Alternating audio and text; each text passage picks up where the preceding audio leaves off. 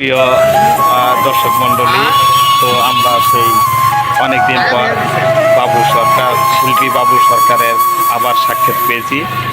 আপনারা অনেক সময় অনেক কমেন্ট করেছেন, কিন্তু উনি এতই ব্যস্ত যে ওনাকে জায়গায় জায়গায় উনি মানে বয়ানে যান, ওনাকে সময় মতো দিনে পাওয়া যায় না। তো আজকে ইনশাল্লাহ ভাগ্য হয়েছে লখিমপুর বাজারে আজকে চা খাচ্ছি। দেখেন প্রিয় দর্শকরা, অনেক সময় আপনারা কমেন্ট করে থাকেন যে শিল্পী 2টা গান গেয়েছিল, তো আর গান পাই না কেন। তো দেখেন সবাই ব্যস্ত, আমিও ব্যস্ত, আঙ্কেলও ব্যস্ত থাকি, এই জন্য সময় মতো পাওয়া যায় না। আমিও হয়তো ঠিক মতো তাকে পাই না। তো আজকে তাকে চা খাচ্ছি লখিমপুর বাজারে।